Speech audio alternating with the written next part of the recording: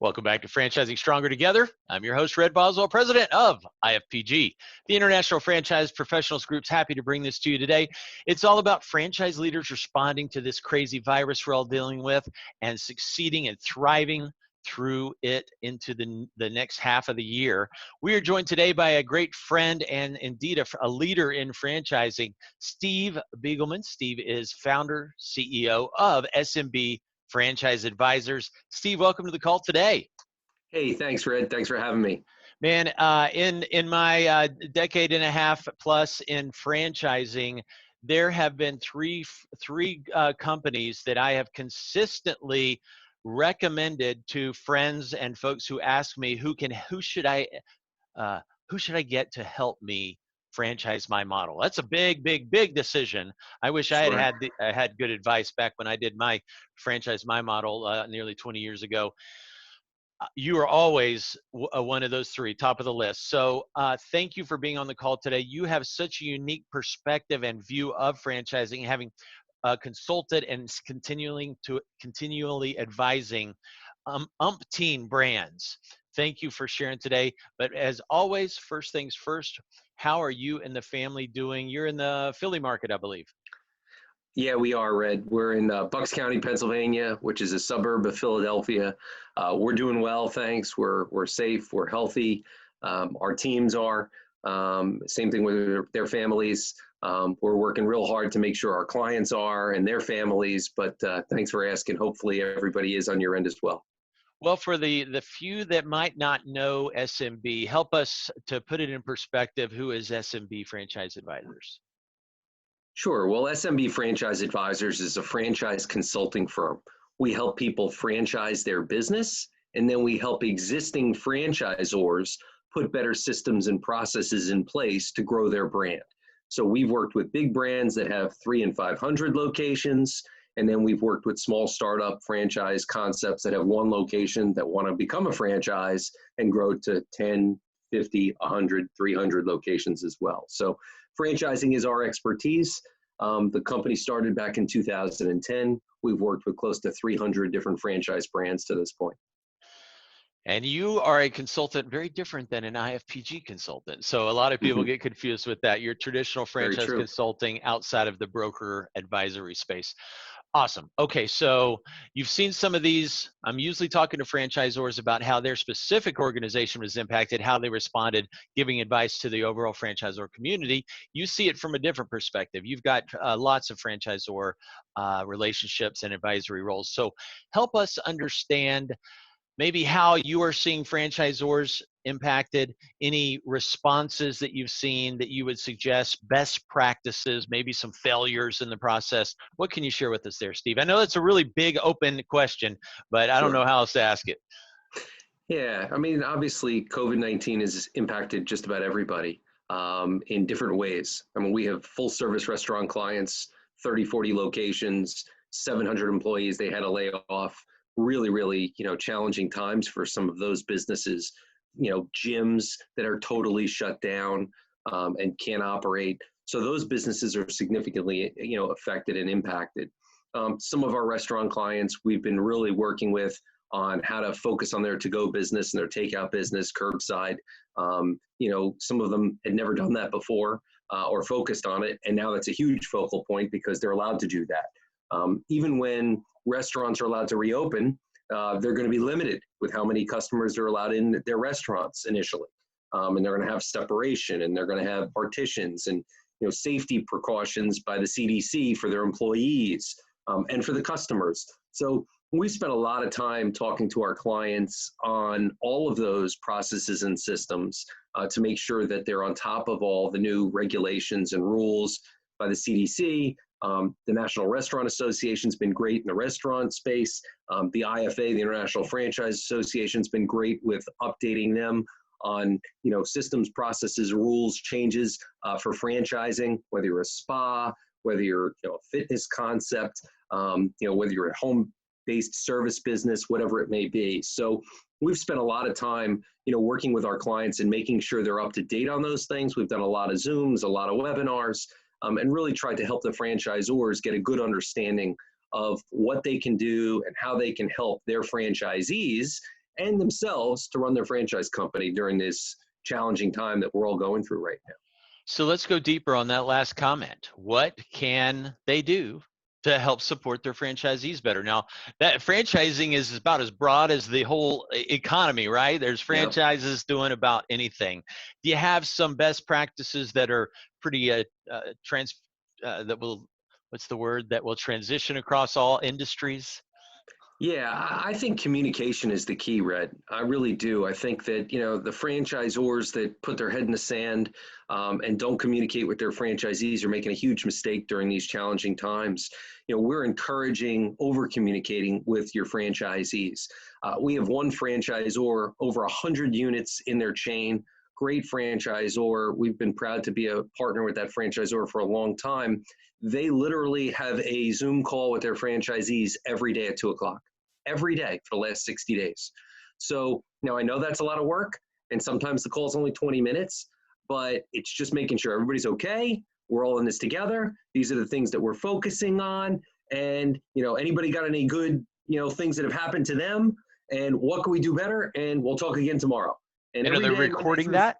Are they recording it? Every day, Monday through Friday, they're doing that, which is great, which really is great. So it's all about communication.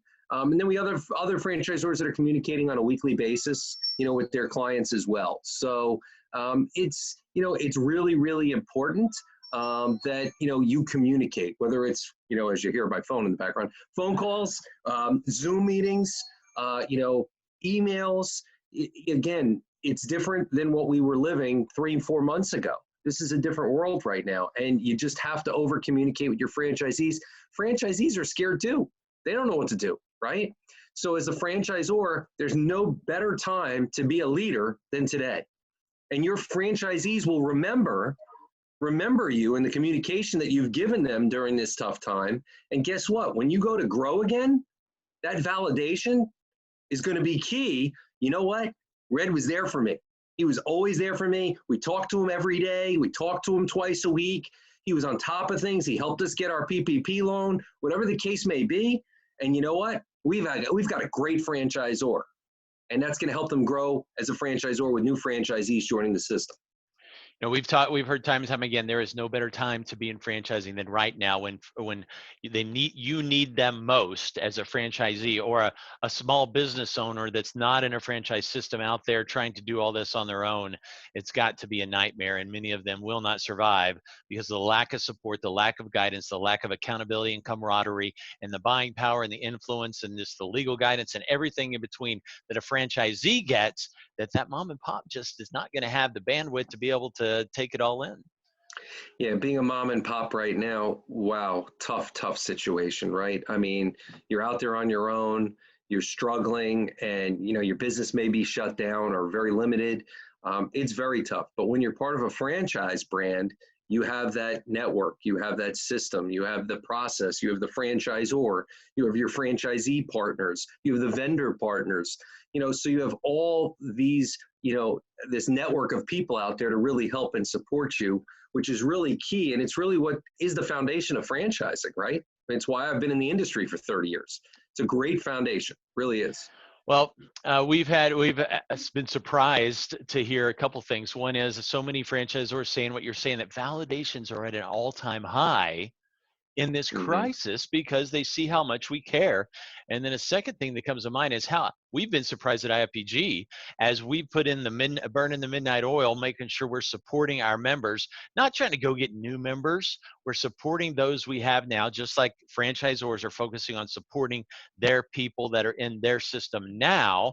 I think I used the analogy once. We're not having new babies. We're taking care of our current babies, right? Yeah. And we've been surprised how many consultants have come to us from other networks saying they don't feel that they're not receiving that assistance and guidance and extra amount of tender loving care and coming to IPG. So that's not, I didn't mean to plug IPG, but it has been encouraging to see that folks are taking notice when you care and when you're giving back in an unselfish way. It's really important. I mean, every brand should be doing it. Again, franchisor, consulting networks, broker networks, whoever it is. It's all about, being there for your clients and your team and your franchise partners during this challenging time so that, again, we can grow again. We're coming on this backside of the curve now, as they like to talk about all the time on the news, that we're all seeing every day, nonstop, constantly. And, brands are starting to grow again. So we have clients that are awarding franchises, and I know you guys are doing that at IFPG with a lot of your brands as well. But we have clients that are growing. I've been on several Zoom calls, and, now Zoom discovery days are very, very popular in franchising. And everybody's home, just like I am and just like you might be. So, again, people are attending Zoom discovery days. They're learning about franchise brands. And they are awarding franchises and signing on franchises. So we're seeing that a lot with our clients. Well, on the backside of this curve, as you've said, let's talk moving forward. Got quite a few brands saying, "Hey, this whole virtual discovery day is awesome. I don't think we're ever going back." So what other insights and maybe advice do you have for that franchisor going, "Okay, we get it. We're past the worst. How are we going to get back to where we were and beyond? Communicate aggressively. What else?" Yeah, I think that, Zoom discovery days are great. And I think a lot of brands are saying exactly that. I've heard that several times from our clients. And I think that it will expedite the process, which is great, right? So as opposed to saying you're going to fly in from Texas to New Jersey and you can't book a flight for the next 6 weeks and travel because you can't make it work, but we have a Zoom discovery next Tuesday and you can be on it because you're doing it from your home, right? So all of a sudden we just, eliminated 5 weeks out of the process. So certainly that helps the process become much faster. I don't know if it's going to totally eliminate personal discovery days in the long run. I certainly think for the next 6 months, you're going to see a lot more Zoom discovery days. I think next year in 2021 and then beyond, I think we're going to get back a little bit more towards the personal discovery days again, because again, nothing replaces that personal contact. I mean, we're human beings. We like to be connected. We like to see each other. We like to, have conversations. We like to have lunch and dinner together, et cetera. So I think there will be brands, depending upon the brand. Some brands will continue with just the virtual discovery days, and other brands will go back to the in-person discovery days. So I think it really depends on your concept, what's right for you. But I think, the world's going to be a little bit different in 2021 than it is in the rest of 2020. The rest of 2020 is going to be definitely different. There's no doubt. I've seen some brands really being cognizant to really document what they have done for their Zs, because a big question, really, any consultant with a clue is going to consultant candidate with a clue in the future is going to ask you, what did you, Mr. Zor, do for your franchisees during this time? So be cognizant to track that, write it down, make sure you're putting it all together, because that's going to be part of your sales message in the future. And sales may be a harsh term, but it's going to be something every buyer was going to want to know. How did you take care of your franchisees during that time? Now, the franchisees will share a lot of good things, but they're going to first ask you, the franchisor, and you need to have a very strong answer for that. Any other advice moving forward, or maybe predictions about moving forward? Financing, how are people, any of that going to be changing very significantly in the future in the franchise purchase part of the process? Yeah, I mean, I don't know on the financing side yet. I think it's too early to tell. I don't expect that financing is going to be a challenge. I mean, even though we're in a financial crisis, it's really because of the virus. It wasn't a financial crisis that happened like back in 2007 and 8. So it's a little bit different. So I don't think financing is going to be the challenge that it was back then.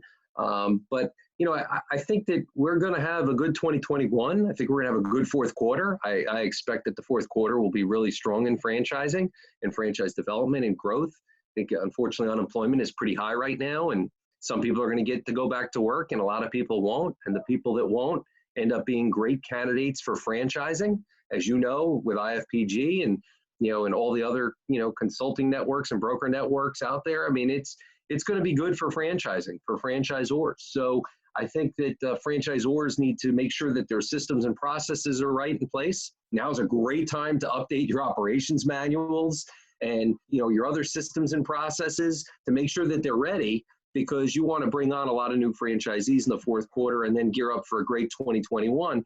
Look, 2020 is going to be challenging when everybody looks at their numbers. When everybody's putting together their item 19s next year based upon this year, there's going to be some challenges for some companies, but everybody's going through it together. So it's not like, you're one company and you're going to stand out compared to the rest. Obviously the supermarket business has done pretty well. But other than the supermarket business, and unless you're selling toilet paper, the rest of businesses have been impacted by, COVID-19. And although we do have we have some clients that sales are up, that focus on big time delivery and takeout. But for the most part, most businesses are all in this together, as you know. Yes, there are some sectors doing well. The biohazard cleanups, any kind of B2B cleaning. Tell you what, a lot of the service businesses where you don't really have to interact with the client so much, the roofing, the yard related, the outside painting. I keep trying to find, it seems like half the Zors I talk to are actually doing really, really well. Great example, right? The service businesses, especially the ones that are exterior, you're totally right. They're doing great. Lawn care, painting your house, the Serve Pros, obviously the environmental cleaning of the worlds, and the Certa Pros, the painting, and Pure Cleans and all of those. They're doing really, really well. But again, the spas. The gyms, those concepts are certainly impacted significantly right now. And they're a big part of franchise and a big part of our economy for small business. So Steve, do you have any insights? There's a topic you probably have had some consulting around: conventions. What, Springboard, they're full steam ahead, baby. There ain't nothing stopping it. It's the first week of September. And I talk to Lane and to Brad often, and they are still quite bullish, and they're getting a very positive response from a lot of great, franchisors tend to be a little risk tolerant. So a lot of franchisors will be going there, consultants a little less so, and certainly buyers a little less so in the travel area. So I've been hearing a mix. Some are pausing it, some are going virtual, some are moving it. Any insights there? Yeah, I would say that most of our clients are going virtual at the end of the year. So a lot of our franchisor clients that had franchise conventions every year with their franchisees, we think that's a big part of franchising, is again, that personal interaction, to be able to communicate with your franchisees, bring them all together, give out awards, talk about the great things, what we need to work on and improve. Every franchise brand after their convention, same-store sales tend to go up because the franchisees leave all supercharged, right? That's a great thing about those conferences. But most of them have gone virtual the end of this year, in September, October, November, and December. It's not something they wanted to do, but I think they were feeling that they will get some attendance. There's no doubt there are people that like you said, they can handle the risk. They're willing to get on a plane. No big deal. I'm not worried about the virus, etc. And some people have the antibodies, right? Some people got it, didn't get that sick, and that's okay. But there are other people that are saying, I'm not leaving until there's a vaccine or until there's something that actually can treat this disease, to know that I won't end up sick and in the hospital in an ICU, or even worse, pass. So I think that most of our clients have decided to go virtual. It was a painful decision for a lot of them. But, October, November, and December, they've made those decisions. We think it's the right decision, at least for now. I hope Springboard happens. I hope a lot of the other conferences and events do happen.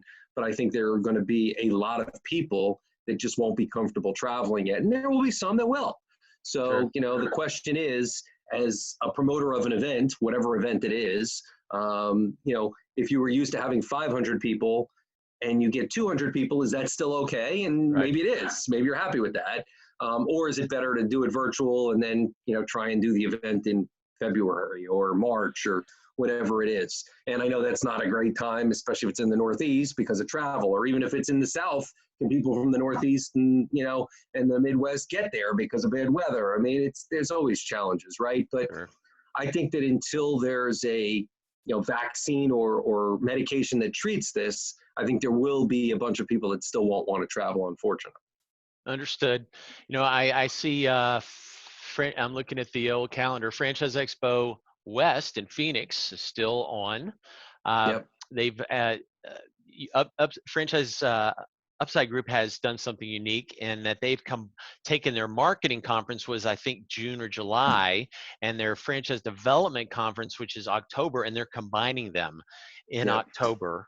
And so looking forward big time. That's always a highlight for me. Hope that continues. So we'll have less. So we thought there would be more than ever this fall with the spring, a lot of them getting moved to the fall. Some of them are getting pushed to virtual or getting pushed to January, February timeframe, but we'll see. Yeah, again, we don't know for sure what'll end up happening. And, franchise update, I read the same thing, that they're combining their conferences. Smart. Did I say Upside? Did I say Upside Group? Yeah, that's okay. I knew what you meant. I knew that didn't sound right. Franchise update meeting. Yeah. No, but they've done a good job with combining that. I think that, less people can travel, and they're taking people from both conferences because they know some people won't come. So now they're combining too. It's a smart idea. Yeah, you got it. Well, IFE in the first week of October. Excited about that one. Hopefully it Sure. is as strong as always. All right, brother, we're wrapping this up. Any further insights? Now, I'm asking anyone watching this now not to notice your New York Giants on the wall there. I'm a big Giant fan. Those of you who know me, I'm a big Giant fan for football. So yes, you can see that right behind me. No football predictions. Yeah. Well, our team hasn't been that good lately, so hopefully we had a good draft this year. So we'll see. You and the Cowboys both. Yeah, there you go. So we digress big time. Yeah, that's okay. Well, Steve, I don't know when I'm going to see you next. Hopefully at one of these we've mentioned, or the IFPG retreat in October. But brother, you are a blessing to so many. Any other additional guidance, advice, or predictions for franchisors? No, just stay safe, everybody out there, and healthy, and look forward to seeing everybody soon at a franchise event shortly. Steve Beagelman, SMB Franchise Advisors, thank you for joining. I'm your host, Red Boswell with IFPG. We'll see you on the next Franchise Leaders Respond, franchising stronger together.